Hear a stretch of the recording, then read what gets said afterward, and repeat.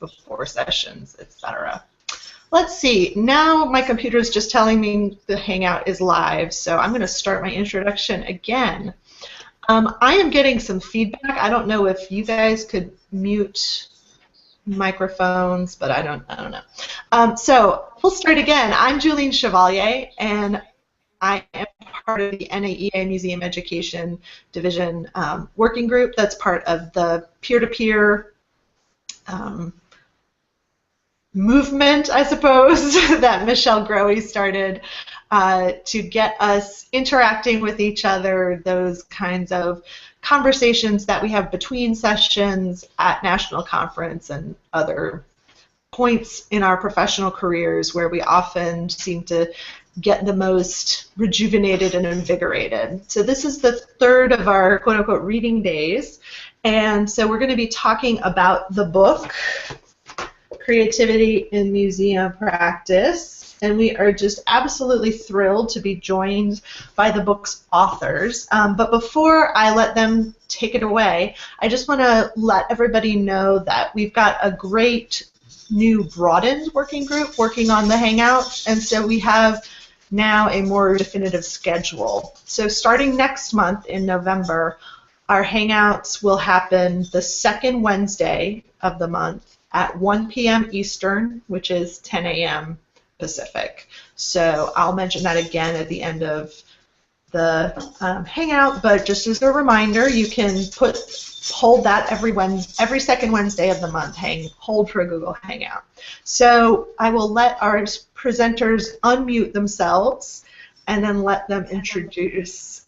So I'm really excited that we have Rainey Tisdale and Linda Norris, and Linda is joining us from the Ukraine, and it is 1 a.m., so we really appreciate you going above and beyond. Well, I guess I'll start since I'm the furthest away. I am in Ukraine. It's 1 a.m., but I leave for the airport at 4, so not hard to be here. I'm an independent museum professional. I do a lot of different kinds of work. Focused around the idea of audience engagement primarily, which is actually I've finished a series of 6 workshops in Ukraine about visitor voices. So, you know, I'm always interested in kind of thinking about new ways of how we do our work. And I blog at the Uncatalogued Museum as well, so people may know me from that. Rainey. Hi, so I'm Rainey Tisdale, and I'm an independent curator based in Boston. My specialty is urban history, so I do a lot of work with city museums. And I also teach material culture in the studies program. And one of the big projects I just finished up that people may have heard about was a project here in Boston working with the Boston Marathon bombing, coordinating the efforts of local museums and libraries around the 1-year anniversary of the bombing. So just to tell you a little bit about this book, Julene asked us to do a little bit of intro about the book. So I'm going to launch into that now that you know who Linda and I are. Julene asked us to tell the story of how we signed up for this project, and you know, Linda and I didn't know each other very well at all when we decided to write this book together. We both happened to be doing Fulbright fellowships abroad at the same time, and found each other through the blogs that we were working on related to our Fulbrights. And then started, you know, sending each other articles and things to read and talking about issues in the field every now and then, and sort of felt like there were some big things that we were both interested in that overlapped, one of them being creativity in museums. And I had been thinking about doing a book on museums and creative practice, but I wasn't really getting anywhere by myself. And so I thought, well, hey, maybe if Linda wants to be my partner on this, we can get farther and make the project better. So I asked if she wanted to write this book with me. She said yes very quickly, considering she didn't know me very well. And that sort of launched us on this project, and I think that was really important, actually, that we didn't know each other extremely well, and actually we bring very different skills to the table for this project, and so it really helped us sort of have a whole that's greater than the sum of its parts, and to cross-pollinate, which is something we talk about in the book that was really important to our own process of writing it. I'll stop there. Linda, you want to pick up? Yeah, we really came to believe, as well as lots of people who think about creativity believe, is that everyone can be creative. You know, people who say they're not creative have basically, had someone else tell them they weren't creative at the same time. For me, it's the example of, I remember being in kindergarten and drawing an apple and having someone go, "Oh no, that's the wrong way." And lots of us have heard that. And so the idea is that we all have creative potential. Museums are great places to nurture that creative potential in our communities and in our audiences, but it only works is if we figure out how to make ourselves and our museums more creative. So we have to kind of start there from the inside out. Rainey. Yeah, and to explain what we mean by inside out, I drew you a little diagram. I hope everybody can see that. I'm going to try to make it the right zoom level. So we really think of this as concentric circles, right? Where you start with your own creative practice at the center. And it's really important to get that foundation under you first. Can I just interrupt you, Rainey? I'm sorry. I'm still hearing a bunch of feedback, and I'm wondering, Linda, if you can turn your volume down or make sure that your jack is plugged all the way in. Sure. I think that'll help us out. All right. Okay. Sorry for the interruption. Yeah. No, sorry. Okay, we'll try that again and see if it's better. So concentric circles, starting with your own creative practice at the center, getting that foundation firmly planted under you first, then working towards your creative culture across your entire museum. And then once that's in place, working across the entire museum field to build our community of practice. And then lastly, this idea of museums helping to build the creative society by helping their visitors and whoever their public audiences are to be more creative. So this really just reinforces this concept that you have to start in the center and work outward, that it's really important to start with yourself. And because that's the case, and because this book is still, it's only been out for about a year, we've been working really hard on helping with that individual practice and the creative culture, because that's the part we need the most right now. And gradually, I think as the years progress, we'll be able to strengthen that creative practice across the entire field and build on our public audiences as well. So, as you can see, our ambitions are to change everything. But we want to start with you. That really is the place to start. One of the things that's in the book that we found really useful, and we've talked to people about, is TWyla Tharp's questionnaire about creative practice. It's a great thing. Rainey took it every year. I knew it in a different way. But we want to start with all of you. So people in the chat, if you want to just write real quickly your memory of your first creative act, whatever that might be, whenever it was. It's not your first creative act in a museum. It's your first creative act, period. So folks, you can write this in. There should be a Q&A box on the right side of your screen. So if you type that there, we should be able to see it, and everybody should be able to see it. So I'm going to do a test and hope that encourages others. It says questions, but this is where you can write your creative act.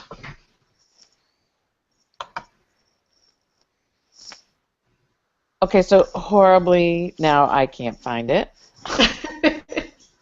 Oh, sorry. If you mouse over on the left side of your screen, you should see a little Q&A. Q&A, not chat. Q&A. Oh, Q&A, Uh-huh. which is... It's a similarly shaped bubble. Okay, got it. Okay, so what I want... So, Julene, you can start your first creative act. You know what? I think because I am in like presenter mode, I can't actually post a question, which is kind of silly. So I'm not able to do that right this second. I'm hoping that somebody else will dare to put something up, but I will share verbally mine, which is... No, Christine started. Oh, good! Yay, Christine! Awesome. And let's see who else. So, Rainey, how about yours?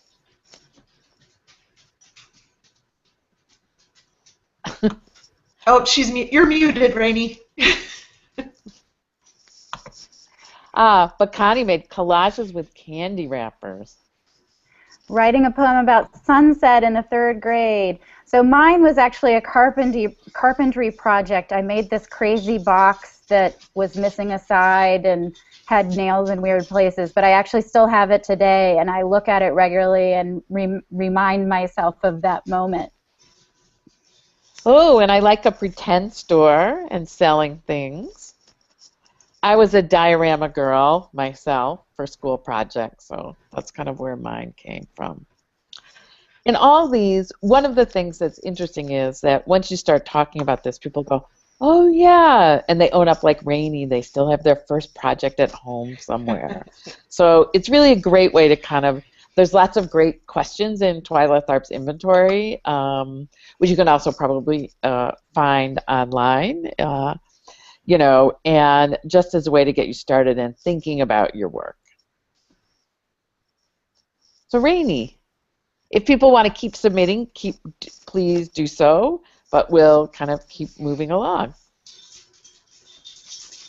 So, Julene, I see on my outline we were going to ask people what they want to get out of this session. Do we still want to do that in the questions section? Yeah, I think that would be great.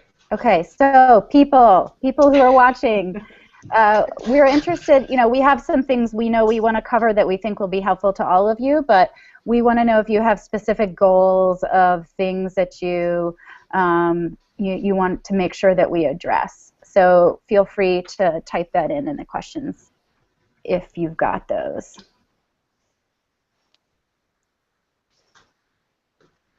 I see that we have 14 viewers. I know you're out there. Well, while we're waiting, I'll share my creative moment. I can't remember whether I was like 3 or 4, but I had gotten a new pack of markers, and I had used one marker at a time to draw a banana.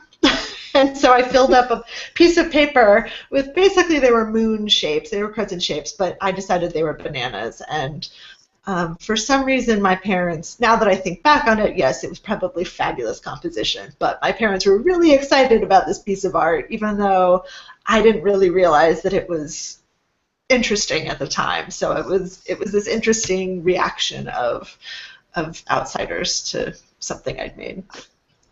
A different reaction than when my daughter, a long time ago, with her markers, drew clothes on herself.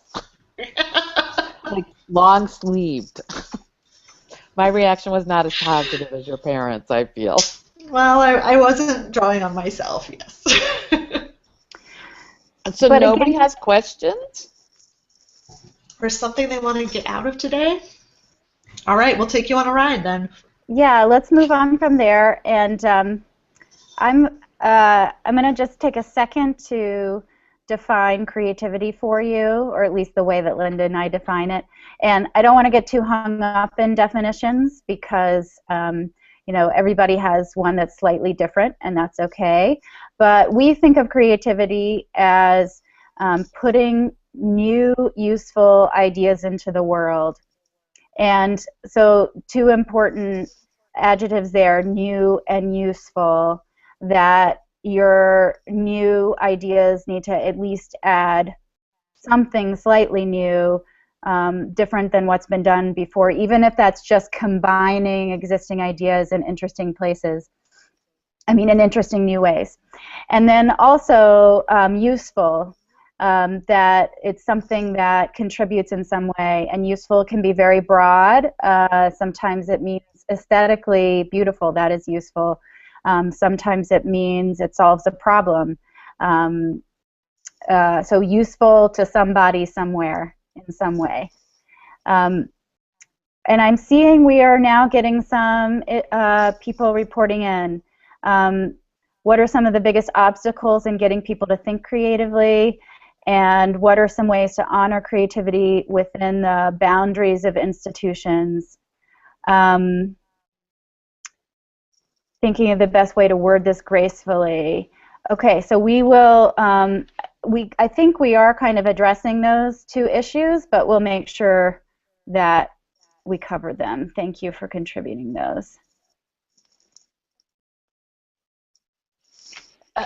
So why don't, one of the biggest obstacles to getting people to think creatively is, one, that they may not think of themselves as creative, and two, this really us against them mentality, which in some ways the silos that many of our institutions work in really contribute.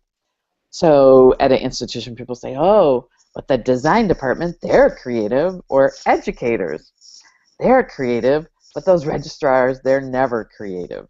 So the idea is that if someone isn't being creative, it's because in some ways the system has made them think they're not. And so part of your task as a creative person within an institution is to really stop thinking about those people as your adversaries, those people who you think are not creative, but really embrace the process of getting them to think creative, to enhance their own creativity work. And part of that comes from doing, I think, really simple things like we just asked you, someday at your coffee break, start the conversation about the first creative act, and kind of see where that leads you. It might lead you to see your colleagues in really, really different kinds of ways. So be grateful your spark of creativity survived, and take on the task of helping other people get there too. And related to that, one of the things that I think we've come to really believe in researching this book and in talking to our colleagues across the field is that there is only so much you can tell people about creativity. There are only so many arguments that you can make. None of that matters as much as people experiencing creative success for themselves. And often that takes really starting small with small creative successes that can then build, because it's the doing. For people who don't feel like the creative practice comes naturally, it's the doing it that helps them embrace it, not the hearing about it, not hearing your arguments. And one of the resources Linda and I love that we want to recommend to you if you want to get more into that particular issue is a book by Tom and David Kelly called Creative Confidence. And it came out actually right around the time our book came out. I really wish we'd had a chance to read it because I think it would have influenced our thinking and reinforced our thinking. But it's really great, and it talks deeply about this issue of how you bring people on board to creative practice. And so David and Tom Kelly, Creative Confidence is what that's called. And I think it's also really important, one of the things we're seeing that really helps is to start with low stakes areas to build that creative success with people who don't feel comfortable working creatively on a daily basis. And so that means, like, don't start off with some huge, big, expensive, permanent exhibition project as your way to build creative success with your colleagues. Instead, find the areas of your museum that nobody is paying attention to, that nobody cares about, that don't cost any money, and work on building some creative success there. So literally, like, I think a great place to start actually is your staff kitchen or your staff lounge space, because that's so behind the scenes, and you know, sort of like one of the areas of the museum we routinely forget about.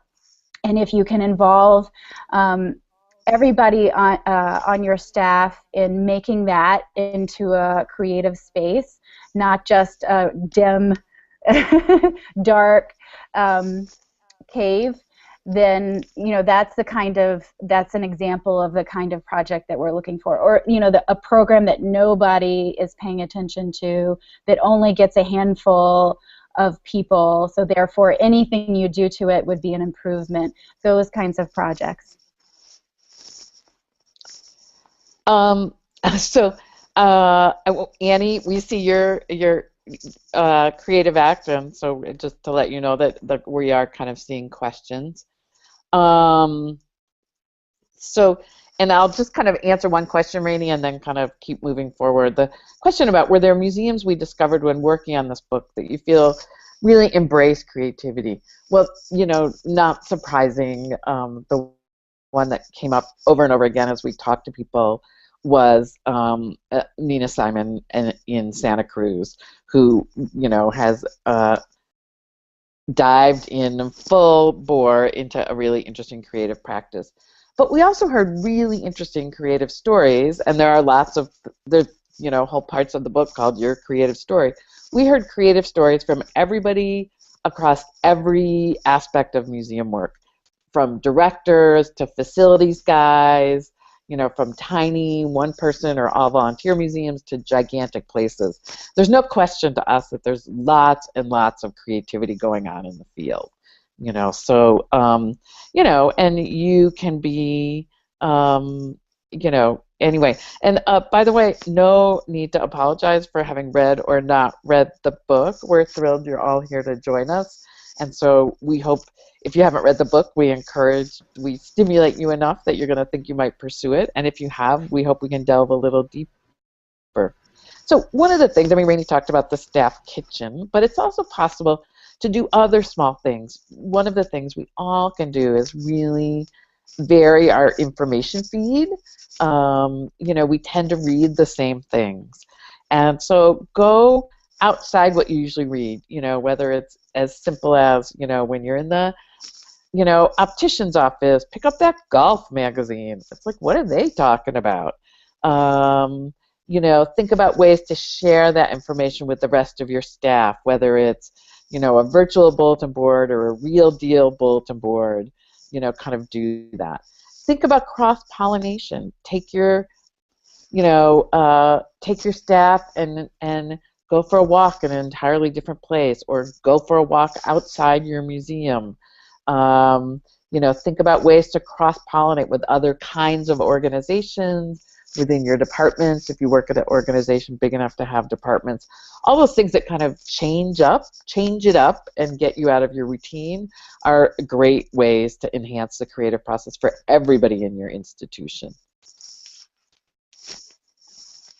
Yeah, and I think what some of these things that Linda's talking about in terms of building this environment for creativity behind the scenes, you know, you don't even, I think a lot of people worry that if their staff is kind of not all on the same page about creative practice, if the institutional culture isn't there yet for it, that if you come in as an individual and you've got this, you know, agenda for creative practice, that people will feel like you're sort of forcing it down their throats a little bit. And, you know, I think that the kinds of things Linda's talking about, you know, making space for the routines at the museum to support the creative process, from preparation to incubation to illumination to implementation, you know, and building this environment for it where the spaces are working behind the scenes and where you're doing the cross-pollination and the preparation, all of those things.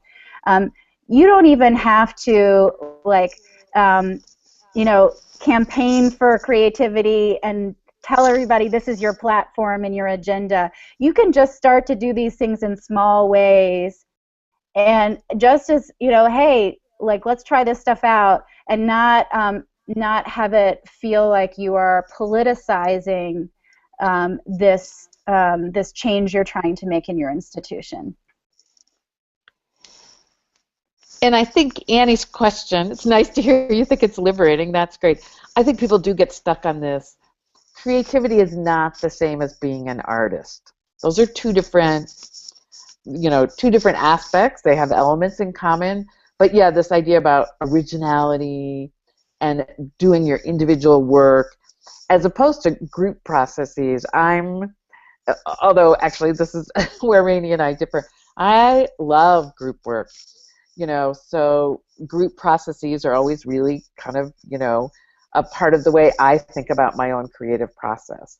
Rainey loves group work and is a deep diver, so she approaches it in a different way. I mean, there's room in the umbrella of creativity for everybody. Yeah, and I think just to echo that, sort of a broad concept of what constitutes creativity, really, creative problem solving, sometimes in very small ways that are just about removing rocks in people's shoes. That can also be a form of creative practice. That can be creative practice, and so can, Julian was talking about Picasso earlier on. Obviously, monumental work like that everybody takes notice of. And so that whole range is important. And I think what we're trying to build is a society where all of that is part of everyday life for every person, because human beings are certainly capable of it. And we can get both small and big wins for our society across the board if everybody's creative practice is enabled. So a couple of these other questions people have raised that I think we should jump in on, and then I think also maybe at this point, Julian and Linda, do we want to just throw it out to everyone? If you have questions across the board of any type about the book or about creative practice or whatever, feel free to ask them, and we'll just answer them in turn as best we can. But so somebody asked about challenges to creativity. So here's one I can think of off the top of my head, and then Linda, maybe you'll have some you want to talk about too. But the first thing that comes to mind, I think, just to explore that a little bit more, is this fact that our society in many ways isn't set up for creative practice right now. So every child starts out with creative potential, and some people still have it nurtured along the way until adulthood and are able to kind of put that foundation under them. And then lots of people aren't, because we have this idea that only certain kinds of work is creative. Only certain kinds of work are creative.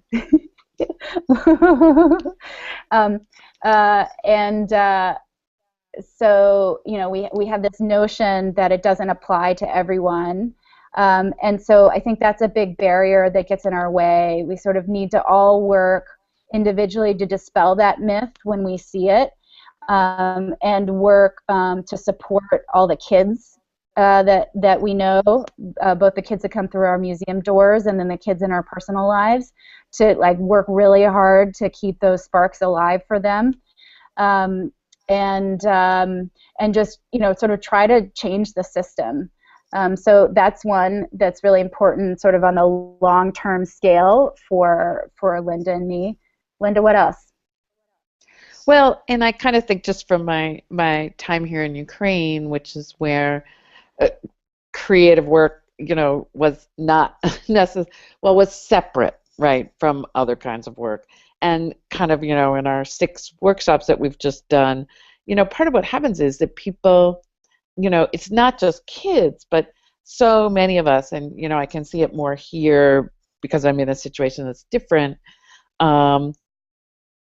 is the idea that if you're trying to encourage people to be creative, you just have to value whatever their efforts are. That so often in these workshops we ask people to do things, and there would be this totally at the start, this little freeze, and people would say, what's the right way to do this? And we'd kind of laugh and go, there isn't a right way. But then to kind of really encourage them along the way. And I mean, that's, whether you're doing it in professional development or whether you're doing it in a staff meeting, it has to be the same thing. It can't be some, that you start in some brainstorming process, as the first thing you're going to start and then say, not good enough, sorry. You really have to, it's a nurturing process. It's a nurturing process for kids, but it's also a nurturing process for adults, I think. That's a great one, Linda. I'm going to bring up one more. Oh, did you want to finish something, Linda? No, go ahead. Okay. I'm going to bring up one more. And we talk a lot in the book, and some of you have read it, some of you haven't, which is fine either way, about the creative process. What's going on in your brain up here while you're sort of generating those ideas and seeing them through. And one of the stages your brain has to go through in the creative process that's really important that most people don't know about is incubation. And so, you sort of first start out with preparation phase where you're filling your head with all of this new information from different places. And then what happens in each brain is that when your brain has time off, when you're awake and conscious, but you're not thinking hard in a focused way, your brain, like sort of what we as lay people think of as the back of our heads, your brain does this associative thinking in the back of your head where it takes all your new information and looks for connections, and when it finds interesting connections, it pops those connections into of your brain. So this idea of incubation is allowing your brain to have that time to do associative thinking, and it needs to happen again when you're not focused. So when you're in the shower, when you're exercising, when you're daydreaming, when you're staring out the window, when you're doodling, those are all times that your brain can do this incubating back here, this associative thinking to put those connections together. And that's a real challenge for us right now as a society because we don't support free time for our brains that way very well. We are now focused so much of the day, multitasking, constantly having to think and toggle between different kinds of very active thinking processes. And so that time for your brain to be fallow is really important. So sort of like, actively making room for it in your daily life and your weekly life can make a huge difference in your creative practice, but can be a hard one, and you have to actively work on it in today's world. Can I interrupt with a quick question about that? One of the great takeaways that I got from the book and that I've discussed with my staff is the idea of a hobby, or something outside. And I have many, but I find that sometimes if you have a hobby that's partially repetitive or you get to the point where you can do something by rote, that's often a great time for that incubation to happening. Like I knit, so if I'm doing a really boring pattern, I can just go back and forth, and I think that's a fun time for connections to be made. We actually had a colleague tell us stuffing envelopes. Those small museums where you have to stuff all the envelopes yourself for some big mailing project, that could actually be a really nice time for incubation. Indeed. My colleague also talks about the Dinkra stamps. It was at her last job. It was just like when everybody was done and zoned out, they would sort these stamps that always got messed up on the floor. And so they just go and do that. And it was a great time to just, have something mindless, but that is really actually mindful in a different way. Yeah, and I think I have to admit I'm not much of a hobby person, so I have to do it in different ways, but it is, right, just the time that you're not focused on what you're doing, And so I see Christine's comment about, the connection with BTS, and I think there is a lot of similarity. And there also is the process, and I'm not an expert in VTS, so somebody's going to have to help me in this one, but definitely in creative practice, there's a part of coming up with ideas, but then there is this part about actually testing your ideas, so you get to kind of, the good ones, that you can really move forward. And so part of it's the, instead of saying, the idea of plussing, that, you have an idea and you could go, oh, we could do this and we could do something, rather than the kind of yes, but, which is so often a part of meetings we all go to. So, think about, listen to yourself and try and remove those yes, buts from your conversation, and think of them in this yes plus kind of way. And then that also kind of gets you to the whole idea of kind of prototyping, which is like so useful in so many ways, because it really gives you kind of a real way to kind of test out those creative ideas and find out if they're working. Linda, I'm so glad that you said that you don't necessarily have hobbies, because that was something that we talked about a lot with our staff. We have one staff member who I think doesn't necessarily see herself as creative and was like, but I don't have hobbies. And so she was desperately trying to figure out, like, what hobby can I take up? And it seemed to be stressing her out. And so it's okay if you don't have a hobby. There's other things that you can do to get to that. I have to say, I'm the proud owner of 6 inches of lumpy scarf and like about 3 square inches of hooked rug. And so for me, travel is a way to do that. Mm-hmm. That's what does it for me. But it's also just, going to do something different, going for a walk. I see Connie Graff is here, and she contributed one of the stories in the book, and for her it's just to go outside and take a walk. So doing kind of, and one of the things I think leaders in museums can do, no matter what, whether you're a director or whether you're heading a department or whether you're supervising volunteers, is to kind of make that time, to encourage people to go for a walk or take a break, because really, honestly, people are always going to be more productive in really fruitful ways if the pressure to do kind of more with less is not always there. And another thing that I want to reinforce that I think has been hovering along the edges of what we've been discussing today, but I want to sort of bring it out to the surface a little bit more, is this concept of being reflective. I know that's really important to museum educators. You are trying to work on that anyway, and so much of your work with your audiences, this idea that being reflective about your own creative practice and your museum's creative culture, what's working for you, what's not working for you, what's working for your colleagues, what's not working for your colleagues. Can you observe that, sort of, take a step back and observe it, and then try some things out, try some experiments and see, okay, do those help or do they hurt? And be, sort of thinking about what you want, what's your goal, what's your long-term goal, and sort of what are the steps you're taking and how are those going, so that you can sort of guide and make more progress. I just want to pull out Tristan's question of if you all have any suggestions for communicating to somebody who may not see the value in that free time or reflection. How can you either demonstrate that? Is there a good example or a study, or, and of course it's great to have any of our viewers, if you have ways that you've been able to show that to colleagues who may not get that, yeah, staring out the window is a valuable use of your time.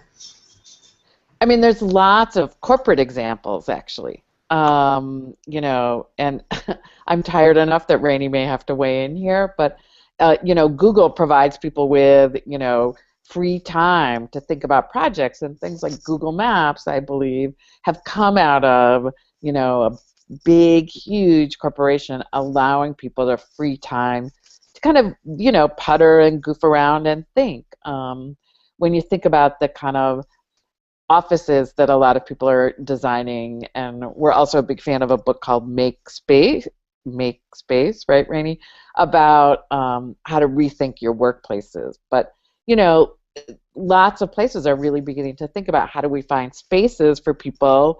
Can there be a place at the museum that you could just go to kind of think, like a kind of quiet room where you could just go ponder. And so I think all those, all that thinking process, there, like I said, there are lots of corporate examples, and we do reference, I think, some in the book, but I think there are also just, kinds of examples that you can share from other experiences that you've had. Yeah, and just to sort of elaborate on some of those things Linda's talking about. So there was this big study of CEOs globally that came out a few years ago. So, globally they surveyed, I don't know how many CEOs about what they thought, sort of the most important skills are today for workers at their corporations, and creativity was number one as their most important skill that workers bring to the table, or most important attribute that workers bring to the table.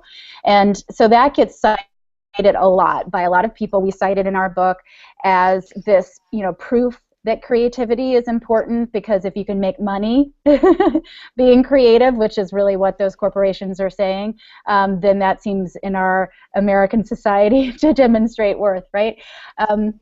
So I think, as Linda says, now the body of evidence is there about how important this is, and if you read our book, you'll see lots of it, and if you sort of read the other books about creativity that we cite, you'll see it too. But again, there's only so far you can go with those arguments, right? Getting back to what we were talking about before, that sometimes people just need to really feel it for themselves by experiencing this, how awesome it is to have that creative success, even in small ways, where a group of folks on your team get together and build on each other's ideas to make an idea that's the strongest possible, and then it works out great, and that makes everybody feel good and they want to do it more. And so the number one thing I can say is that, bring your leaders, the folks that you're trying to persuade, bring them into that process as much as you can, so that they feel it too. I think that is really, what it's going to take. And sometimes that really does mean, most of the time it means starting out small, but that is the most effective way to do it. Okay, and I think so an example we heard from somebody after they read the book was somebody who managed people who were digitizing collections, but he had his staff kind of reading the book together, and he said, I don't know if I can directly attribute to it, but somebody in my staff came up with an idea about how we can do the digitization process, like cut the time from 7 minutes to 3 minutes. And it's like, well, on the one hand, you don't go, wow, that's creative, but on the other hand, that is totally a creative solution to something that's like a huge issue. And so he just, by kind of creating an environment for people who might not have thought of themselves as creative, but certainly are problem solvers, that they found a creative solution. And so I think part of it is to kind of to think about creativity always as a way of solving, that problem solving is a nice part of it, because we'd all like to do more of that.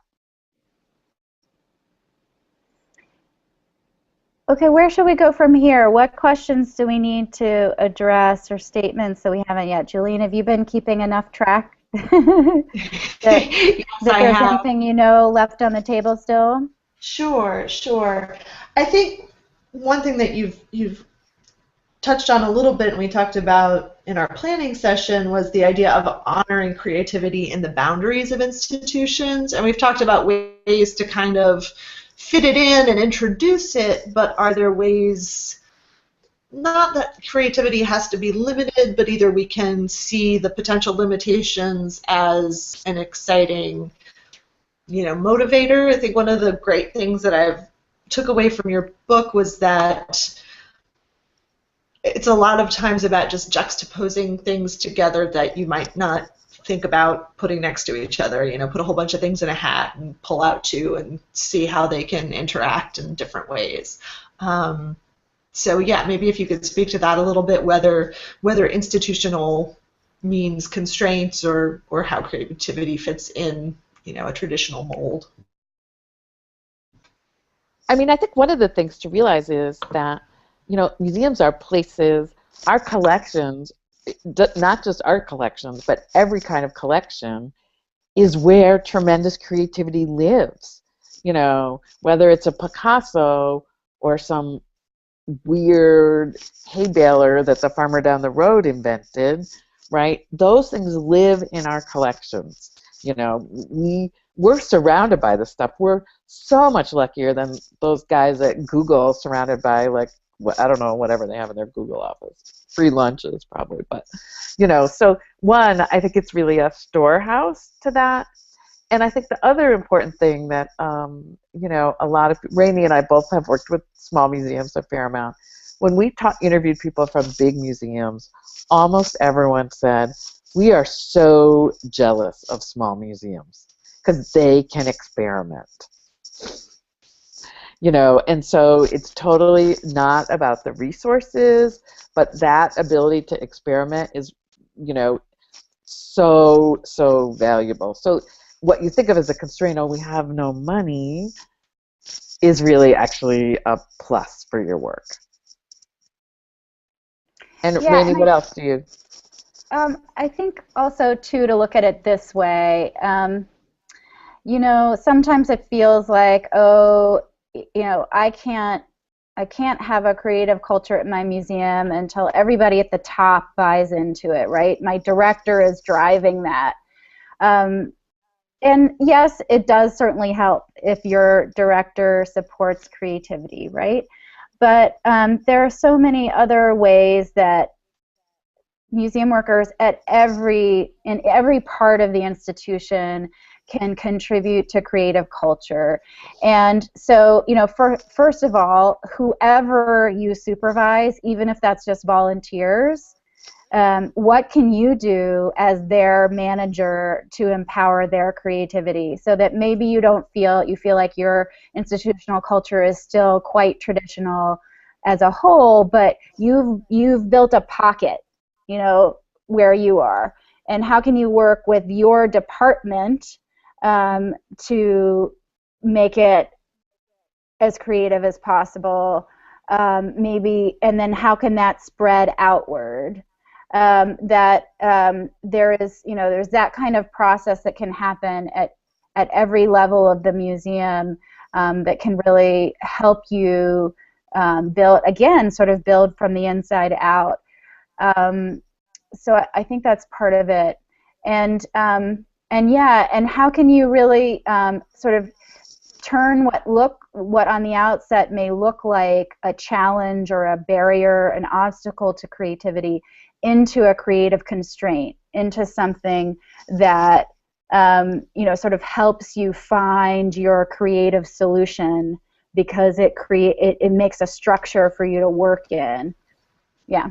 And I think that's just a great point of, like, another thing that you bring up is, yeah, pose these problems, give yourself creative constraints, and if you're in a small museum, imagine what you could do if you're in a big museum, and vice versa. So, and then figure out, well, why can't we do that? You know, if it's funding, sure, that's one thing, but, you know, is it because we don't have enough people? Well, then can we corral our volunteers? And I know that I'm just talking off the top of my head. It's never as simple as that, but that can be a productive challenge to yourself. One thing I was curious about is if Rainey or Linda, if you have any specific tangential either literature or subject matter that you like to explore as inspiration. And I'd love to throw that out to our viewers as well. You know, I am an NPR addict, and one of my favorite shows on NPR is Radiolab. And if you don't get Radiolab, definitely download the podcast, but it's science presented in a very interesting narrative way. And it's always something new and interesting, and I think that there's a lot of creativity in the presentation of that show and also in the content provided. Yeah, I think another one is TED Talks. You know, most people are familiar with TED Talks at this point, and they're such a nice small chunk. And I often, while I'm eating my lunch, you know, so I work from home, and so often while I'm eating my lunch, I'll watch a TED Talk, and I think it's one thing for me to be doing that on my own, but if you've got colleagues and you all want to watch one together, and then you can talk about it and sort of try to find those moments of information that you can apply to the work that you're doing, even if the TED Talk you're watching has absolutely nothing to do with your mission and your content area. So that's another one. Linda, what about you? Well, and I should say, Rainey did a TEDx talk in Boston last week, so you can watch Rainey TED Talk soon, I think. Are you online yet to watch? I think it's going to take another week for them to post the videos online, but thank you very much for the plug, Linda. I appreciate it. So a couple things I do. I have a addiction to a couple different British BBC podcasts I listen to. I listen to the BBC's food podcast because it's really about communities, and I'm really interested in food, and it's totally about a place I know a little, but not a lot. And I've been lucky enough to have a lot of travel in my work, so that's kind of required stuff. And really, honestly, another place I find really interesting things, my book club, you know, because everybody gets to pick a book, there's books I would never, ever read, which is pretty much most science books, that, you know, my book club chooses and I find fascinating. So actually letting someone else do the choosing is sometimes a really great thing. Those are great ones.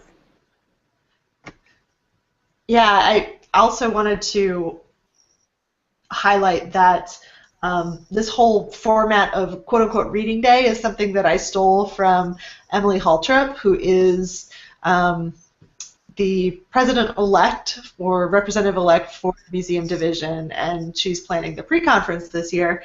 And she told me about reading day that she does with their staff. So how I've adapted it is I make all of us get out of the office. We go away from the museum one day a month and go to a cafe, go to somebody's house, whatever, and we all read the same thing in the morning, and we talk about it, and then everybody reads their own stuff in the afternoon, and we interrupt each other with like, oh, hey, this is really interesting, and oh, here, listen to this.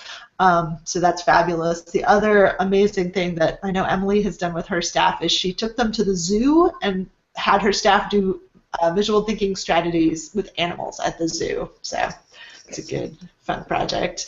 I want to make sure that I get to some of the questions too, and we're running a little bit out of time, but I noticed that somebody was asking about what about rewarding creativity in the workplace? Either what can we do if we're supervisors, managers to do that, or if you are, you know, early in your career, what would you see as a good reward for creativity? And I'll, of course, throw that out to our authors as well.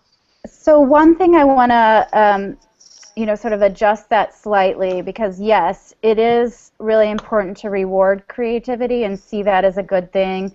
And I think sometimes that can just be the words of encouragement your colleagues need to keep going, like, oh, that's awesome, I love your idea, instead of, that would never work, you know? So it's changing the way that you... Before, yeah.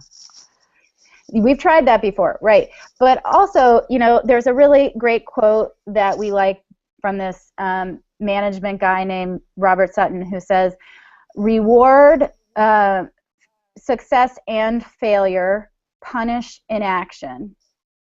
And so that's what I want you to think about, is yes, we need to reward creativity. We also need to reward failure, the trying, the risk-taking. That's a really hard one for museums because we're such a risk-bound field. But you can't have creative gains unless you take risks. And so this idea that you And those can be small things and big things in terms of those rewards. It can be encouragement. It can be all the kinds of small things we do to support employees. But the important thing is, to get people unstuck. Absolutely. We did hear about actually a company somewhere that actually has the Church of Failure celebration, like an old-time revival service where they celebrate failures. So there's always that. I did want to answer the audiobook question, which we had not even thought about becoming an audiobook. Our next step for the book, actually, strangely enough, maybe its appearance in Ukrainian, which is entirely related to my work here. But an audiobook seems great. We haven't thought about it. We'll be telling our publisher that there's a huge demand. So other kind of final questions, right? We're kind of coming to the end, I think. Yeah, we are coming to the end. Yeah, and maybe while people are typing in final questions, I did just want to say one thing, which is that it's so helpful for Linda and me to hear your feedback, how you're incorporating stuff into your museums, what's working, what's not working, because, it didn't just end for us when the book came out. We are still very engaged in building this community of practice across our field, and we're starting to do workshops with museums and talking to a lot of colleagues out there about how we can put all of this stuff into being in the field, and so it really helps us when we hear, what are your strategies, and what have your experiments been, so that we can continue to report that back to the rest of the field, and we can continue to aggregate it in ways that are useful.